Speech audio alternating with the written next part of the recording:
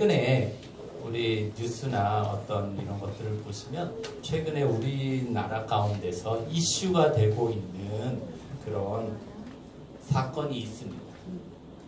그 사건은 청와대에 청원이 올라가서 60만 명이 넘는 그런 청원 인구를 넘겼는데 60만이 넘었던 청원이 지금까지 문재인 정부가 들어서서 그 청와대 청원을 하고 세 가지가 있었습니다. 세 가지가 뭐냐면 첫 번째가 조두순에 관련해서 그 형량이 너무 작다. 그다음에 이제 주치 감경이라든가 이런 부분에 대해서 청원을 올린 게 60만 건이 넘었고, 그다음에 두 번째는 지난 겨울에 동계 올림픽 때 있었던 그런 빙상연맹에 대해서 혹은 어떤 선수들에 대해서 좀 퇴출시켜달라라는 청원이 60만 건이 넘었고, 그 다음에 세 번째가 바로 어제 제가 들어가서 보니까 65만 건이 넘었더라고요. 65만 건이 넘었는데 그게 뭐냐면 제주도 예멘 난민에 관련해서 난민법을 개정하라 라고 하는 게 65만 건이 넘었습니다. 어제 저녁 65만 5,219명대 제가 저녁에 봤는데 그렇게 되었습니다. 그게 바로 오늘 우리 사회에 지금 피부로 와닿는 그런 문제 중에 하나가 뭐냐면 이 난민에 관한 문제입니다. 이미 500명이 예멘 난민 500명이 우리 제주도에 들어와 있고 그 절차를 갖고 있습니다. 여러분들은 이 난민에 대해서 수용할 것인가 혹은 거부할 것인가, 여러분들의 의견은 어떻습니까? 자, 먼저 우리가 이런 의견이나 어떤 사건이나 어떤 이슈에 대해서 우리가 판단할 때 우리가 가져야 할 모습들이 있다는 겁니다. 우리 그리스도인들은 어떤 사건이라든가 어떤 문제라든가 어떤 이런 것들을 판단할 때, 결정할 때 분명한 기준이 있어야 돼요. 그게 뭐예요? 나의 유익입니까? 아니에요. 그게 뭐냐면 우리 그리스도인들이 가져야 할 기준은 하나님의 진리의 말씀인 줄 믿으시기 바랍니다. 그래서 우리 그리스도인들은요, 어떤 사건이나 시대적인 현상까지도 무엇을 바라볼 수 있어야 돼요? 그것을 해석하고 읽어낼 수 있는 기준이 바로 이 하나님의 말씀을 가지고 우리는 읽어낼 수 있고 해석해낼 수 있어야 된다는 겁니다. 그래서 그런 기준의 말씀을 우리가 늘 사모하고 사랑하고 말씀을 읽고 배우는 일에 우리가 힘써야 하는 것입니다. 그래서 어떤 언론이 뉴스라든가 언론이 이야기하는 것, 또 세상의 어떤 사람들, 세상의 유행이 이야기하는 그 기준에 따라서 우리가 판단할 것이 아니라 우리는 하나님의 진리의 말씀 가지고 판단하고 나가야 되는 줄 믿으시기 바랍니다. 자, 근데 일단 이 세상 사람들은요, 지금 우리나라 사람들 리얼미터에서 조사를 했습니다. 19세 이상 성인 500명에게 조사 결과 지난 6월에는 반대가 49%, 그 다음에 찬성이 반대가 49%였는데 국민 중에 53%가 53.4%로 지난달에 53.4%로 반대가 늘었습니다. 그리고 찬성은 39%에서 37.4%로 찬성이 줄어든 그런 모습을 볼 수 있습니다. 대부분 여성과 20대, 30대에서 난민을 받아들이면 안 된다라는 퍼센테이지가 높았다라고 합니다. 예멘 난민이 500명이 와 있어요. 그런데 문제는 뭐냐면 그 500명 가운데 약 90%가 20대, 30대의 남성입니다. 500명 가운데 45명만이 여성과 아이라는 거예요. 그래서 이 예멘은 어떤 국가이냐면 이슬람 국가입니다. 전체가 이슬람 국가고 다른 종교가 허락되지 않아요. 태어나서부터 눈 뜨자마자 이슬람 종교 안에서 이슬람 꾸란을 배우고 자란 나라가 바로 예멘이다. 자, 그렇다면 우리가 이 난민 문제에 대해서 우리나라에도 직면한 이 난민 문제에 대해서 해결하려면 이슬람에 대해서 분명히 알고 있어야 한다는 생각이 들었습니다. 그래서 이슬람에 대해서 먼저 말씀을 드려야 되겠는데요. 이슬람은 전 세계에서 지금 가장 빨리 성장하고 있는 종교가 이슬람입니다. 기독교였으면 굉장히 좋겠는데 기독교가 아니라 뭐냐? 이슬람입니다. 그리고 지금 현재 2015년 통계를 제가 봤는데요. 2015년 세계 인구가 73억 중에 약 18억 인구가 무슬림이에요. 이슬람 사람. 그게 25%로 세계에서 지금 2위를 차지하고 있는 종교가 이슬람입니다. 그럼 1위는 어디냐? 1위는 기독교인데 23억이라고 합니다. 23억이라고 하는데 여기에는 뭐가 있냐면 천주교도 들어가고 그다음에 어떤 동방종교, 뭐 성공회, 안식교와 같은 그런 뭐 이단들도 예수님의 이름을 다 들어간 그런 종교들은 다 여기에 들어갑니다. 유대교를 빼고. 그래서 여기서 23억인데 정말 기독교인들은 많은 숫자가 아닐 것이다 라고 이렇게 예상을 하고 있습니다. 자, 그렇다면 어떻게 이슬람이 이렇게 급하게 이렇게 급성장할 수 있었는가 라는 것에 대해서 어떤 이슬람에 대해서 이렇게 이야기하시는 분들이 이렇게 얘기합니다. 그것이 이슬람은 이민과 난민 정책으로 이렇게 급속하게 부흥하게 되었다 이렇게 이야기합니다. 무슨 얘기냐면요, 이 난민 최근에 우리가 2015년 정도부터 2010년이나 그 이후부터 유럽에 난민들이 쏟아지기 시작했습니다. 그건 아시죠? 유럽이 이미 이 무슬림들로 인해서 초토화가 됐어요. 그런 사례들은 이따 이후에 제가 좀 말씀을 드리겠는데요. 그 이유는 뭐냐면 이슬람의 특징을 우리가 한번 봐야 됩니다. 이슬람의 특징은 뭐냐면 첫 번째가 뭐냐면 반기독교다. 반기독교고 반유대교인. 이슬람 사람들은 기독교인들을 싫어합니다. 미워하는 정도가 아니라 기독교인들을 잡아서 죽여야 된다 이렇게 얘기합니다. 유대교인들도 잡아서 죽여야 된다 이렇게 얘기합니다. 그 다음에 두 번째는 어느 나라에 가든지 어느 문화권에 들어가든지 어느 곳에 가든지 그들은 절대 거기에 동화되지 않는다. 절대 동화되지 않고 자기 종교 이슬람 문화와 이 신념과 이 법을 가지고 살아간다는 거예요. 그래서 이슬람 국가들은요, 이슬람 종교법이 따로 있고 국가법이 또 따로 있어요. 근데 국가법보다도 종교법이 더 그들을 우선한다는 거예요.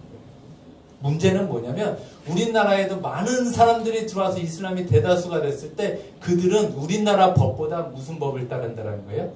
그들의 종교법을 따르면서 살아간다는 거예요. 그게 문제라는 거예요. 그 다음에 세 번째 특징은 뭐냐면 이슬람은 일부 다처제가 허용되기 때문에 많은 결혼을 통해서 또 이 다처들 많은 아내들을 여자들을 통해서 많은 사람들의 자녀들을 낳는다는 거예요. 다산합니다.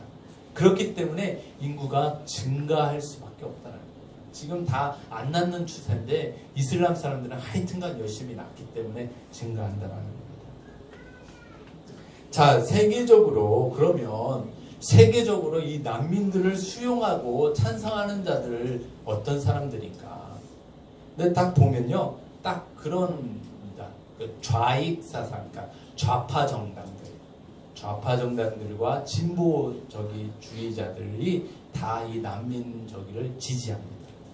그래서 이들은 어떤 서로 문화를, 서로 인종을 섞어서 서로 문화들을 서로 받아들이고 인정하며 살자. 그게 우리나라에도 있는 어떤 다문화적인 그런 거잖아요.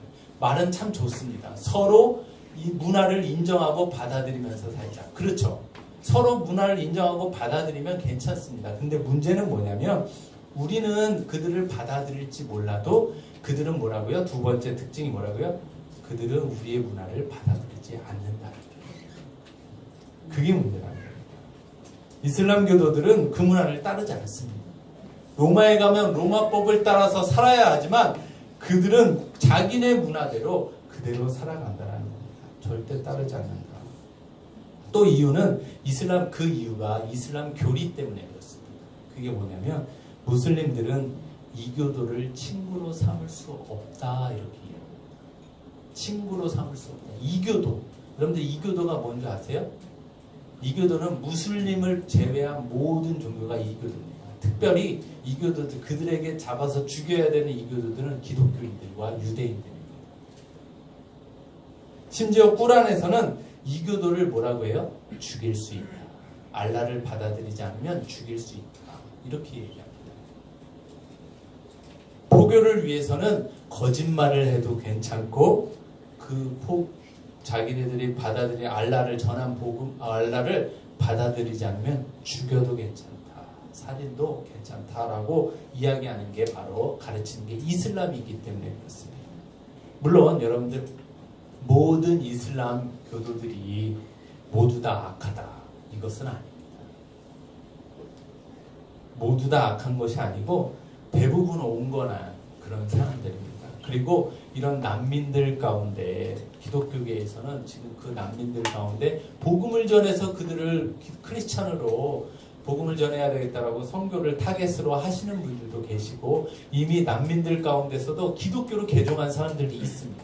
그런데 문제는 뭐냐면 난민촌에 그들을 같이 뒀을 때 무슬림들이 기독교인들을 박해한다는 거예요. 박해한다는 거예요. 그래서 이게 무슨 위험한 이슬람 교리 때문에 그렇다라는 겁니다. 이슬람 세력은요, 여러분들 보세요. 이슬람의 본질은 뭡니까? 뭐예요? 반유대교, 반기독교. 여러분들 그러면 그 이슬람의 종교 뒤에 역사하는 영은 뭡니까? 어떤 영입니까? 악한 영이죠. 안티크라이스트, 주님을 대적하는 사단의 영이 그들 가운데 있다는 거예요. 여러분들 세계적으로도요, 우리나라도 마찬가지고 이를 이슬람이나 이런 난민들을 옹호하는 단체들은 진보 좌파 정당입니다. 사진을 한번 보여드릴까요? 여기 보면 되게 웃긴 게 뭐냐면 LGBT가 뭔지 아시죠?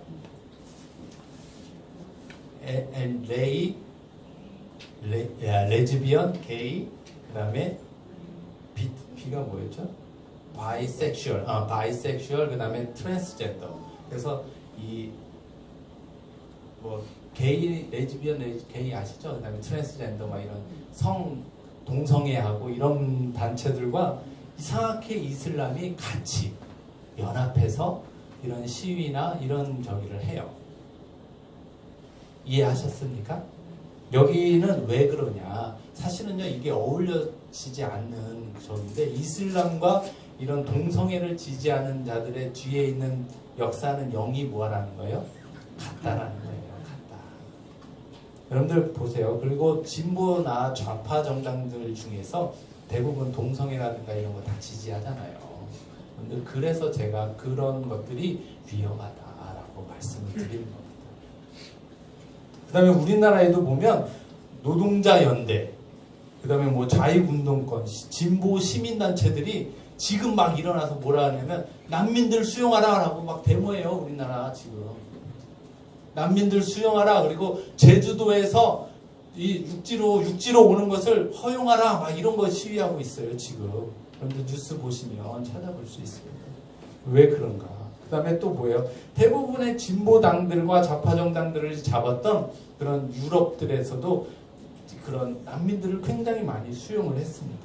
그러면서 요즘 내가 뉴스를 좀 많이 찾아봤는데 뉴스나 방송 매체에서도 이런 식으로 얘기합니다. 난민 혐오 정서가 우리나라에 확산돼서는 안 된다. 그 다음에 난민 범죄에 대한 오해가 있다. 막 이러면서 얘기하고, 그 다음에 혐오나 선동을 중단하라. 그 다음에 범죄가 오히려 적다. 그들은 낙후된 곳에 자라서 교육을 못 받아서 그런 것이다. 라고 하면서 혐오하고 그들을 받아들이지 못하는 건 부끄러운 것이다. 막 이러면서 뉴스 매체들마다 다 쏟아내고 있어요. 지금.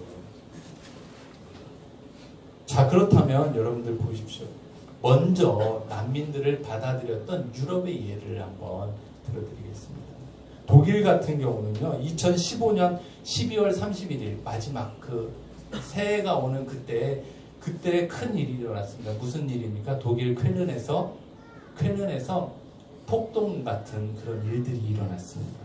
독일의 쾰른의 중앙역 광장에서 약 1000여 명의 무슬림 난민들이 남성들이 모여서 막 폭죽을 터뜨리면서 송년 파티를 하다가 지나가는 독일 여성들을 무차별적으로 성폭행하고 성추행하는 일들이 일어났습니다. 그때 신고한 여성만이 1200명이고 성범죄 신고된 건수만 500건이 넘었다는 겁니다.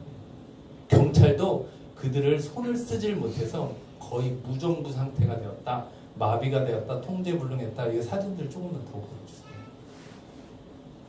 여성들이 도움을 호소했지만 경찰조차 죽음을 두려워해서 그들이 막 단체적으로 1000여 명이 막 뭉쳐 있으니까 그랬다. 또 다음 보세요. 그래서 성폭행을 당할 것 같다, 두려웠다. 신고도 잇따랐지만 여성 경찰들조차도 성희롱을 당했다. 그래서 무정부 상태 정도로 했고, 독일에서는 이거를 은폐하려고 했던 그런 시도 정황조차도 나타나고 있습니다. 이게 다 뉴스에 나왔던 거예요. 우리나라 뉴스에도 나왔었는데 지금은 또 이렇게 얘기하지 않습니다. 또 스웨덴에서는 2010년 9월 26일에 큰 충격에 빠진 사건이 있었습니다. 엘린 클란츠라는 모델, 27세, 한번 더 보여주세요. 저 여성이에요. 저 여성인데, 저 여성은 뭐냐면, 저 여성이 야산에서 숨진 채 발견되었습니다. 근데 이 여성은 뭐냐면, 좌파 진영의 인정 혼합 정치를 하는 것을 홍보하는 그런 뮤직비디오도 자청해서 출연하고, SNS를 통해서 다문화 정책과 이런 모든 것들을 막 홍보하고 난민 수용에 대해서 앞장서게 홍보했던 여성입니다. 그런데 저 여성이 버스에서 내려서 가는 동안에 이 조사한 결과 에티오피아 출신의 무슬림 난민이 그를 성폭행하고 바위로 그를 쳐서 깔아뭉개서 살해하고 죽였다는 사건이 일어납니다. 더욱 충격적인 사건은요, 이를 잡고 봤어요. 저 밑에 있는 그 전에 작은 사진의 남성입니다. 저 남성인데 잡고 보았는데, 그가 충격적인 것은 살해 뒤에도 전혀 자기는 이교도를 죽인 것뿐이다, 해야 될 일을 했다라고 전혀 반성의 의미가 없었다. 그것이 죄의식과 반성의 의미가 없었다. 그 이후에 스웨덴에서는요, 그래서 8만 명의 난민을 추방하는 그런 일들이 계속 일어나고 있습니다. 그리고 또 이 스웨덴에서는요, 이게 뉴스가 나온 건데 뭐냐면, 범죄율이 300%가 난민 수용률에 300%가 들어있다. 이 스웨덴 매체의 적입니다. 성범죄가 1472%가 늘었다. 이렇게 보고가 되고 있어요. 그런데 우리나라 언론에서는요, 아직 제주도에 범죄 건수가 하나도 없다. 여러분들 지금 이제 와갖고 기다리고 있는 사람인데 무슨 범죄를 벌이겠습니까? 그런 걸 뉴스라고 지금 내보내고 있다는 거예요. 핀란드에서도 비슷한 일이 있었어요. 이라크 난민이 1000여 명이 12월 31일에 모여서 헬싱키 중앙역에서 모여서 막 성추행을 했는데, 그때는 여기 핀란드에서는 경찰이 3건을 다 잡았습니다. 근데 잡아도 다 잡은 건 아니죠. 취리에서도 12월 30일에 똑같은 일이 일어났습니다. 심지어 어떤 시리아 난민들은 14살과 15살의 어린 여자아이를 감금해놓고 성폭행하는 그런 사건들도 일어났다라는 겁니다. 여러분들, 왜 이런 일들이 일어나는 겁니까? 그것은요, 이슬람 교리 때문에 그렇습니다. 이슬람 교리 때문에 그래요. 이슬람 경전인 꾸란과 하디스에서는 거기서 여성 간에 대해서 이렇게 이야기하고 있습니다. 남자들은 아내를 때릴 수 있다, 때릴 권리가 있다, 이렇게 얘기합니다. 이 꾸란 4장 34절에 있는 말씀이에요. 여러분, 이런 말씀 좋습니까? 맞으면서 여성은 왜 내가 맞는지 묻지조차 할 수 없다라는 거예요. 그게 이슬람교입니다. 또 여자는 남자의 경작짐으로 언제든지 마음대로 요구하면 들어줘야 하는, 그리고 거절하면 신의 저주가 밤새도록 그에게 내린다. 이렇게 써있는 게 이슬람 경전입니다. 여러분들, 성경은 어떻게 얘기하고 있습니까? 성경은 아내를 사랑할 때 어떻게 사랑하라고요? 그리스도께서 교회를 위하여 하신 것처럼 사랑하라. 어떻게 하셨습니까? 그리스도께서 교회인 우리를 구원하시기 위해서 어떻게 하셨어요? 자기가 희생하셨잖아요. 자기 죽기까지 사랑하셨잖아요. 여러분들, 우리 여기 계신 남편분들은 자기 아내를 어떻게 사랑하셔야 됩니까? 여성들이 대답하지 마시고 남성들이 대답하세요. 어떻게 사랑하시라고요? 죽기까지. 죽기까지 사랑하셔야 된다는 거예요. 그게 하나님의 가르침입니다. 마음대로 때릴 권리가 있다? 그렇지 않다라는 거예요.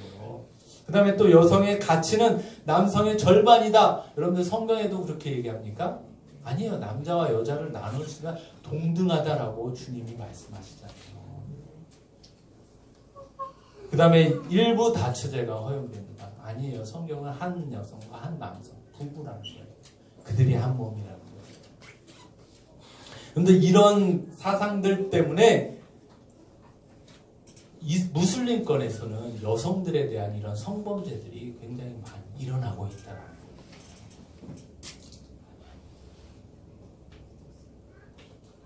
무슬림들은 대부분 어떤 식으로 하냐면 선동을 일으킬 수 있는 다수가 될 때까지 절대 본색을 드러내지 않습니다. 그들이 처음에 들어왔을 때는 뭐라고 얘기하냐면 소수일 때는 우리는 평화를 사랑하는 종교입니다. 우리는 평화를 사랑합니다. 라고 얘기하면서 우리는 원 월드를 가져야 되고 원 패밀리입니다. 이렇게 얘기해요. 우리 가족입니다. 이렇게 얘기한다는 거예요. 그런데 2%에서 5% 정도가 되면 어떤 일들을 하냐면 이민자들이나 어떤 다문화, 그다음에 또 소외된 자들 막 이런 사람들 막 표교하고 활동을 하기 시작합니다. 그리고 5%가 넘으면 집단적으로 이제는 사회인이 개입을 하기 시작한다는 거예요. 그다음에 10%가 넘으면 불만이 있으면 시위하게 됩니다. 그래서 불법 시위를 하게 되고 정부를 뒤집어 엎는 무정부 상태로 만들려고 하는 그런 일들이 일어납니다. 20%가 넘으면요 폭동이 일어나고 산발적인 살인이 일어납니다. 산발적인 살인의 대상은 기독교인과 유대인입니다. 대부분. 그다음에 여성들은 성폭행 이런 것들은 문제 불안할 겁니다. 교회 아프리카 케냐 같은 경우에도 실제적으로 교회에 불이 타고 나이지리아 같은 경우에도 실제적으로 교회에 있는 사람들 마을에서 크리스찬들을 때려서 죽이고 그게요 오늘날 일어나고 있는 일이에요. 실제적으로 그런 일들이 일어납니다. 40%가 넘으면요 학살이 시작됩니다. 그게 어디냐면 레바논과 같은 나라. 그리고 인종 청소라는 명목으로 그런 지금 레바논의 쿠르드족을 다 잡아 죽이려고 하잖아요. 이슬람 이런 것들이 일어나게 된다는 겁니다. 여러분들 벨기에 같은 경우는요 벌써 이슬람이 10%가 돼서 10%의 지지를 얻는 이슬람 정당이 탄생했어요. 이슬람 정당. 근데 이들이 세력이 더 커지면 아예 그리고 그 이슬람 세력이 있는 곳에는 종교법이 그들을 지배하고 있어요. 종교법. 그런 일들이 실제적으로 지금 유럽에서 있었고 전 세계에 지금 일어나고 있는 일이다라는 거예요. 여러분들 그렇다면 왜 전 세계적으로 또 혹은 우리나라도 왜 이들을 받아들이려고 하는가? 여러분들 이것을 우리가 볼 수 있어야 합니다. 우리나라에도 방송에서 막 이렇게 얘기하죠. 할랄 푸드는 헬시 푸드다. 막 이러면서 좋게 얘기하고 이슬람에 대해서 좋게 이야기하고 이런 방송들이 굉장히 많이 나옵니다. 왜 이런 일들이 일어나는가? 첫 번째가 보면 이런 겁니다. 기독교의 타락으로 인해서 이런 일들이 일어나게 되었다라는 겁니다. 이 기독교의 타락에 대한 하나님의 심판이다라는 겁니다. 여러분들 성경에 보면 이스라엘 하나님의 백성이 범죄하게 되면 뭐예요? 가나안 땅에 들어가서 그들의 풍속과 그들이 따르는 신을 쫓지 말라라고 주님이 말씀하셨는데 그들의 풍속과 함께 풍속을 따르고 그들이 쫓았던 신을 쫓아서 행했잖아요. 그러면 하나님이 어떻게 하셨습니까? 주변에 있는 다른 나라를 들어서 이스라엘을 치셨다는 거예요. 그게 뭐예요? 다 이슬람권이에요. 이슬람권 국가들이에요. 오늘날로 말하면.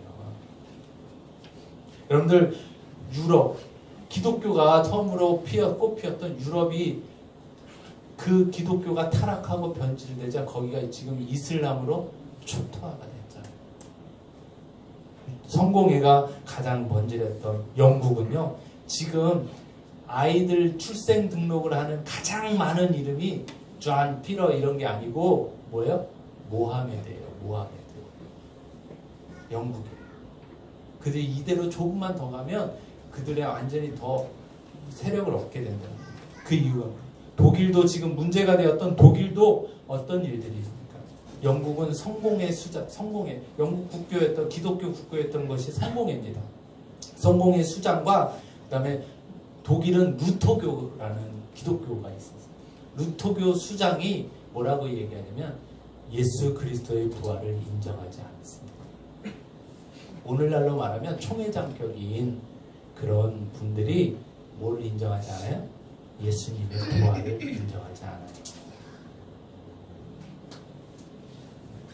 유럽이라는 국가들은, 유럽에 있는 자유민주주의 그런 국가들은 기독교적인 가치를 가지고 세워진 국가들이에요.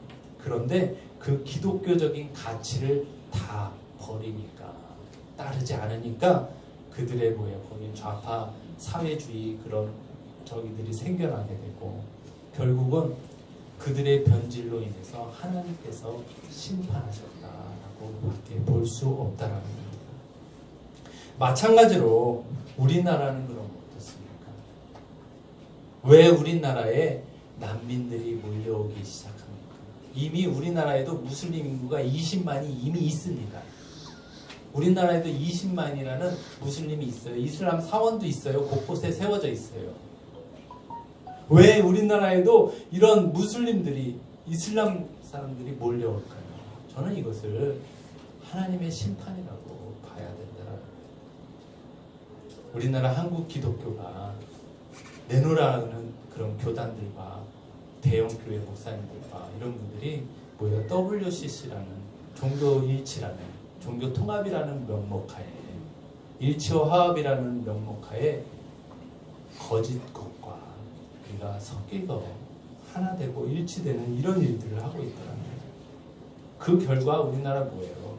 우리나라도 이제 그 좌익 사상을 가진 분들이 굉장히 많아졌습니다. 그러니까 이제 막 동성애라든가 그다음에 이런 난민이라든가 이런 부분들에 대해서 다 이제 수용이 하게 되는 거예요. 중요한 것은 우리 한국 교회가 지금 깨어서 우리가 주님 앞에 회개하고 돌아서서 바로 서지 않으면 하나님의 심판이 우리 가운데 임하게 되는 것을 기억하시기 바랍니다. 그래서 우리는 깨어서 늘 기도해야 되는 겁니다. 두 번째는요, 이것은 시대적인 흐름입니다. 무슨 얘기냐면요, 앞으로 우리가 주님 다시 오시고, 우리가 이제 교회가 이 세상이 점점 악해지고 악이 극에 달해서 정말 그리스도인 바른 사람들이 그 세상의 악함을 보고 너무나도 괴롭고 탄식하고 힘들어할 때, 악이 극에 달할 때 주님은 의로운 롯을 소돔과 고모라에서 구원하셨듯이 의로운 그리스도인들을, 하나님의 사람들을 구원하신다는 거예요. 그러면 그리고 나서 출현될 사건이 뭐냐면 적그리스도가 이 세상에 출현하게 돼요. 적그리스도가 세상에 나타나게 된다는 거예요. 적그리스도가 나타나서 세계 단일 정부를 세워야 되는데 그 단일 정부의 형태가 뭐라 그랬어요? 어떤 주의라고 그랬어요? 전체주의라고 그랬잖아요. 전체주의. 전체주의 같은 예는 나치즘이라든가 공산주의라든가 이슬람, 그다음에 중세천주교, 이런 게 전체주의. 이 시스템에 다 지금 같은 영들이라는 거예요. 사실은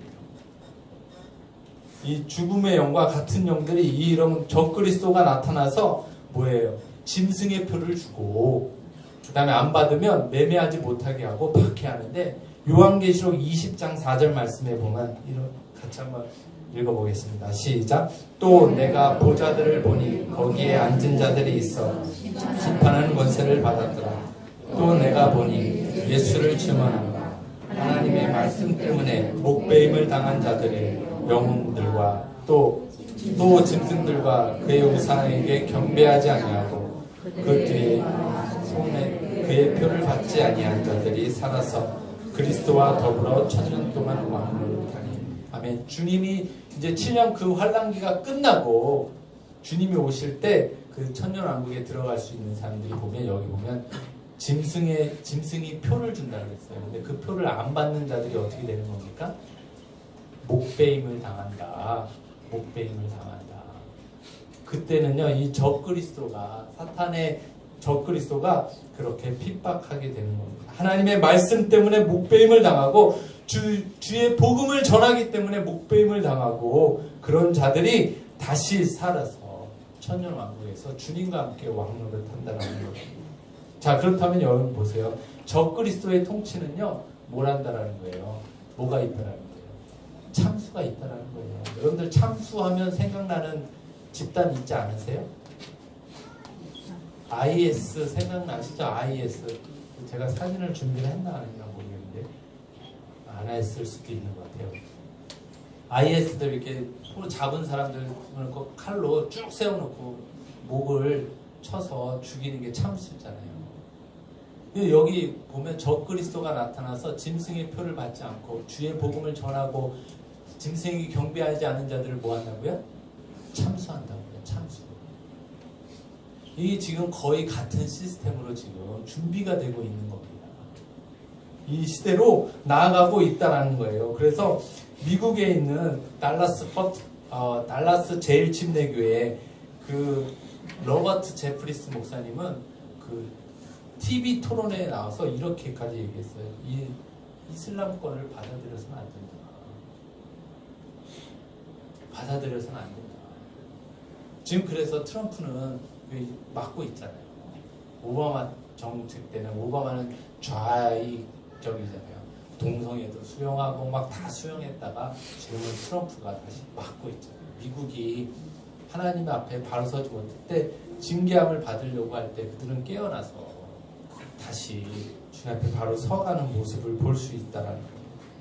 우리나라도 저는 다시 깨어서 바로 서야 된다. 주님의 가치를 가지고 이 말씀의 진리의 말씀을 기준을 가지고 우리는 판단하고 그것으로 나가야 된다라고 저는 말씀을 드립니다. 또 우리가 이 마지막 시대에 이런 시대를 살고 있는 이 악한 시대 가운데 우리가 어떻게 살아야 되는가 이 말씀을 오늘 본문 말씀인 베드로전서 3장 말씀으로 한번 보도록 하겠습니다.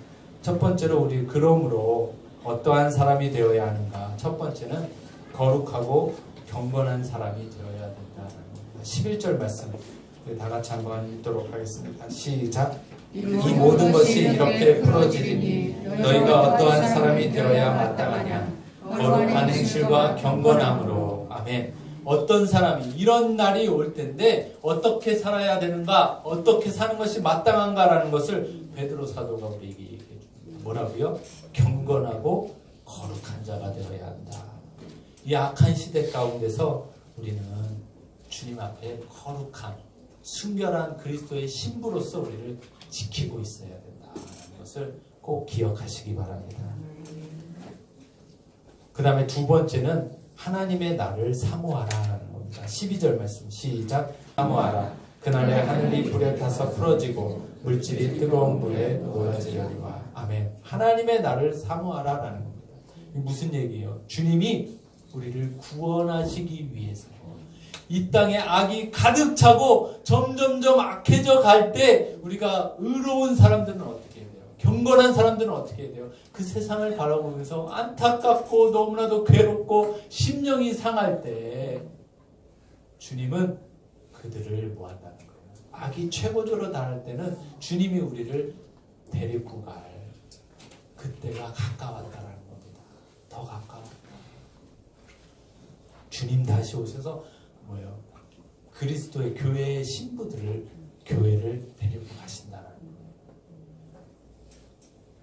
자, 그러면 우리는 그날을 사모하면서 우리가 살아가야 되는 줄 믿으시기 바랍니다. 세 번째로는 새하늘과 새 땅을 바라보라라는 겁니다. 13절 말씀 시작. 우리는 그의 약속대로 의가 있는 곳인 새하늘과 새 땅을 바라보도다. 아멘. 분명히 뭐라고 말씀하십니까? 새하늘과 새 땅이라고요. 이 땅에, 이 세상에 유토피아가 이루어지는 게 아니에요. 이 땅에 이루어지는 것이 아니라 뭐예요? 새하늘과 새 땅. 주님이 다시 오셔서 심판하시고 다시 베풀어 주신 새하늘과 새 땅이라는 거예요. 이 세상이 아니라는 거예요. 우리는 그래서 이 세상에 소망을 두고 살아서는 안 된다는 겁니다. 주님 다시 오심과 새하늘과 새 땅을 우리가 바라보면서 소망을 가지고 살아가야 되는 줄 믿으시기 바랍니다. 오늘 말씀을 통해서 우리 시대를 바로 알고 깨어서 주의하고 거룩하고 경건한 자로 서 계시기 바랍니다.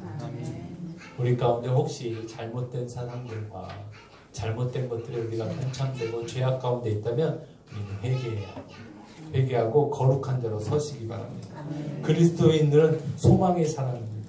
주님 다시 오심을 기다리고 또 주님 다시 오셔서 이 악한 자들을 심판하시고 또 우리의 억울함과 상한 심령각을 위로하시고 신원해 주시는 주님을 우리가 소망하며 바라봐야 되는 줄 믿으시기 바랍니다. 이 땅이 아닌 장차의 말 새하늘과 새 땅을 사모하면서 하루하루를 충성스럽게 살아내시는 복된 성도님들 되시기 바랍니다. 기도하겠습니다.